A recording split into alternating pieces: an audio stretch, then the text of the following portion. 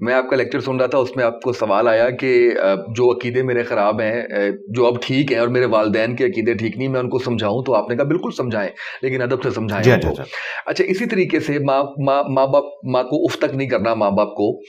آپ شادی پسند کی کرنا چاہتے ہیں, اس کا رائٹ آپ کو ہے, آپ کے پیرنٹس نہیں مان رہے, آپ کے پاس کیا وے آؤٹ ہے؟ اور اسی طریقے سے جو یہ کہا جاتا ہے کہ ماں نے کہہ دیا طلاق دے دو تو طلاق دے دو, یہ اس بارے میں بھی رہنمائی فرمائیے. بالکل جذباتی بات ہے کہ ماں باپ نے کہا تو طلاق دے دو. اسلام کیا ظلم کے نظام کے اوپر چل رہا ہے؟ ابو داؤد میں حدیث ہے کہ اللہ تعالیٰ کو حلال چیزوں میں سب سے ناپسند طلاق ہے, سب سے ناپسند.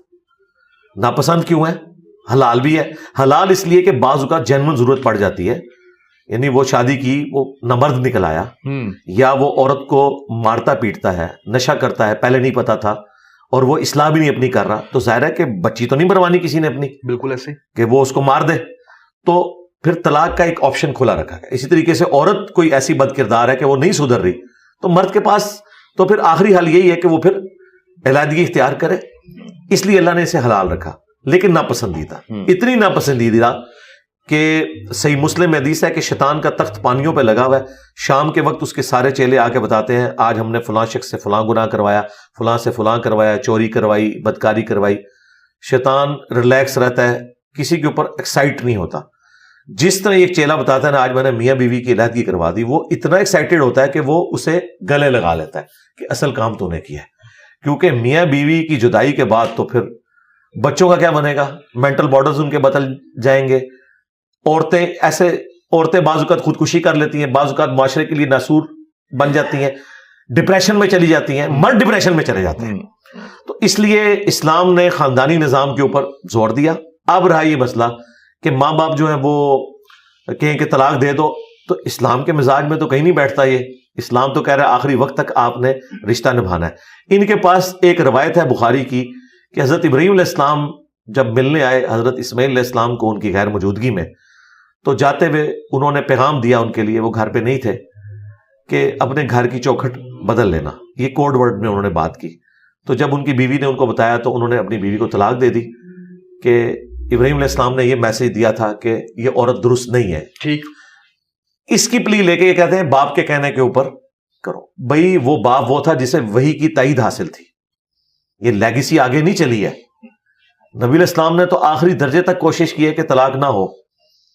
آپ علیہ السلام نے کبھی اس چیز کو پروموٹ نہیں کیا کہ کوئی کسی کو طلاق دے, بلکہ اس کے الٹ ملتا ہے کہ آپ علیہ السلام نے آخری درجے تک لوگوں کو ایمفسائز کیا ہے. قرآن میں نقل ہوا ہے کہ حضرت زینب اور زید ابن حارثہ کا آپس میں رشتہ, وہ ہاشمی خاندان سے تھی اور یہ غلام تھے, وہ نہیں نبھ رہی تھی. اور قرآن کے الفاظ ہیں کہ تم بار بار کہتے تھے زید سے کہ کمپرومائز کرو اور اس رشتے کو چلاؤ. الٹیمیٹلی خیر وہ رشتہ چل نہیں سکا, لیکن نبی علیہ السلام کی اپروچ یہی تھی کہ نہیں, کمپرومائز کر کے چلاؤ. بخاری مسلم میں حدیث ہے عورت ٹیڑھی پسلی سے پیدا ہوئی ہے, اسے سیدھا کرنے کی کوشش نہ کرو ورنہ توڑ بیٹھو گے, اور اسے توڑنا طلاق دینا ہے, اس سے نفع حاصل کرو.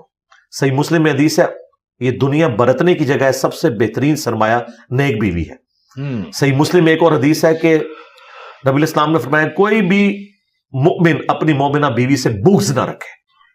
بخاری مسلم میں حدیث ہے نبی علیہ السلام نے فرمایا میں اپنے بعد تمہارے لیے سب سے بڑی آزمائش تمہاری عورتیں چھوڑ کے جا رہا ہوں, اللہ تعالیٰ سے ڈرنا ان کے معاملے کے اندر. اچھا حضور نے بیویوں کو نہیں کہا, آپ کو پتا تھا وہ بیچاری پیسے موڈ میں ہوتی ہیں, ڈومیننٹ مرد ہوتا ہے, تو مرد کو کہا کہ دیکھنا ان کے حقوق کا خیال رکھنا ہے تم نے, ٹھیک ہے. لیکن مرد یہاں پہ عموماً ہمارے معاشرے کے اندر ڈومیننٹ ہے, بعض جگہ پہ عورتیں بھی, زیادہ تر مرد ڈومیننٹ ہے. تو اس کی وجہ سے پھر اس طرح کے معاملات شروع ہو جاتے ہیں. بعض اوقات وٹے سٹے والا رشتہ ہوا ہوتا ہے, اس چکر میں بھی طلاق تک نوبت چلی جاتی ہے. رہی جو آپ نے پسند کی شادی کا مسئلہ پوچھا, تو یہ مرد کا رائٹ ہے کہ وہ پسند کی شادی کرے, عورت کا بھی رائٹ ہے, لیکن عورت کے لیے ایک قدغن ہے کہ وہ ولی کی اجازت کے بغیر نکاح نہیں کر سکتی, کیونکہ اس کا ایکسپوئر نہیں. اور یہ بھی شرط ہے کنواری لڑکی کے لیے. بالکل ہاں, صحیح مسلم میں ہے کہ اگر وہ متعلقہ یا بیوہ ہے, یعنی وہ میچور عورت ہو چکی ہے, ایک دفعہ وہ ایکسپیرینس, تو پھر وہ ولی سے زیادہ حقدار ہے, کیونکہ اسے ہاتھ لگے ہیں, وہ تو پھر 10 دفعہ تحقیق کرے گی اگلی شادی کرنے سے پہلے. کئی تو بیچاری کرتی ہی نہیں ہے, وہ اتنی متنفر ہو جاتی ہیں. لیکن پہلی شادی جو ہے جو کنواری عورت کی ہے, وہ ولی یعنی اس کے باپ نہیں ہے تو چچا, بڑا بھائی, اس کو انوالو کیے بغیر نہیں کر سکتی, کیونکہ معاشرے میں ایکسپوئر ہے ان لوگوں کا, وہ پتہ کروائیں گے. عورتیں بیچاری فوراً امپریس ہو جاتی ہیں مردوں سے, انہیں یہ نہیں پتا کہ یہ کوئی ایک لو ہیٹ کا ریلیشن شپ تو نہیں جو آپ نے چلانا ہے, اس کے بعد گھر کے خرچے ہیں. اور میں اکثر کہتا ہوں شادی وہ دم ہے جس کے ساتھ اتنا بڑا ہاتھی لگا ہوا ہے, وہ آپ کو شادی کے بعد پتا چلتا ہے. اس میں یہ جو ایک سیکس والا ایلیمنٹ ہے یہ تو بہت چھوٹا سا ہے, اس کے ساتھ کئی چیزیں جڑی ہوئی ہیں. پسند کی شادی ضرور کریں لیکن ماں باپ کو قائل کر کے, اور اگر ماں باپ قائل نہیں ہو رہے اور ایک مرد شادی کرنا چاہتا ہے ایسی لڑکی کے ساتھ جس کے ماں باپ قائل ہیں, یعنی ولی کی اجازت موجود ہے, تو ٹھیک ہے, ماں باپ کی اجازت کے بغیر وہ شادی کر سکتا ہے, لیکن ایک شرط, اس کو بیاہ کے پھر اس گھر میں نہیں لائے گا. ہاں, ورنہ تو لا کے آپ بھیڑیوں کے آگے ایک معصوم سے خرگوش کو پھینکنے لگے ہیں.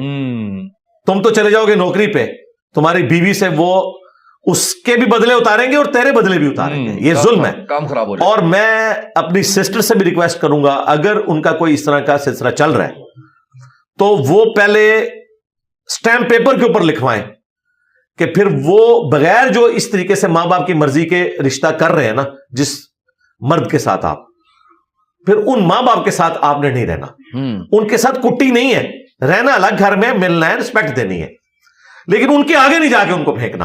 بالکل صحیح, کیونکہ ظاہر انہوں تو انہیں نہیں کرنا. یہاں پہ تو وہ خالائیں اور پھوپھیاں جو نازوں سے اپنی بھتیجیاں اور بھانجیاں بیاہ کے لاتی ہیں وہ ان کی تکا بوٹی کر کے رکھ دیتی ہیں, اور جو بیٹا لے کے آیا ہوا ہے مرضی کے خلاف اس کے ساتھ وہ کیا کریں گی. تو وہ تو آپ سمجھ لیں ایک بھوکے شیر کے آگے آپ ایک معصوم جانور کو پھینک رہے ہیں, وہ تو چھوڑے گا ہی نہیں اس کو.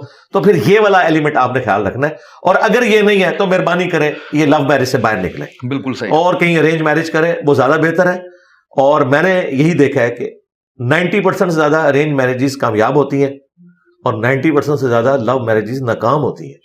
ہمارے پاس تو اکیڈمی میں فون آتے رہتے ہیں. آج تک جتنے نکاح طلاق کے مسائل اس طرح کے آئے ہیں نا 99.9%, میں ان کو کہتا ہوں ذرا ان سے پوچھو یہ لو میرج تھی, ہاں جی لو میرج تھی, مجھے پتا چل جاتا ہے. کیونکہ وہ تو وہ ایک دم کو دیکھ رہے ہوتے ہیں, اس کے بعد جب ہاتھی نکلتا ہے نا باہر پھر سارا لو نکل جاتا ہے, پھر لو نو لب دے پھرتے ہیں, اور لو نہیں پھر لبدا. لیکن ارینج میرج میں میں نے دیکھا ہے ماں باپ پھر تھوڑے سے کرٹسی میں بھی آ جاتے ہیں کہ یار یہ تو ہم نے پسند کیا تھا, اب بیٹے کو پھر وہ طریقے سے چلتے ہیں, تھوڑا ڈیکورم کا خیال رکھتے ہیں. لیکن لو میرج میں تو وہ کہتے ہیں آپ سنبھال, تو لے آندی سی, ٹھیک ہے, ساڈے کو پوچھا سی, میں تے وہ لے کے آنی سی, پھر تکتا ہے تو کتنی فرما بردار ہوتی. تو اس لیے بہتر یہ کہ چپ کر کے, دنیا میں کوئی عورتوں کی کمی ہے, اچھی عورتیں اویلیبل ہیں اور اچھے مرد بھی اویلیبل ہیں. بہتر یہ ہے کہ آپ ارینج میرج کی طرف جائیں. ہاں لو پلس ارینج ہو جائے بہت اچھی بات ہے, لیکن اگر ماں باپ راضی نہیں ہے تو پھر کوشش کریں کہ آپ کوئی اور رشتہ ہی دیکھیں. یہ میں بات کر رہا ہوں شادی سے پہلے.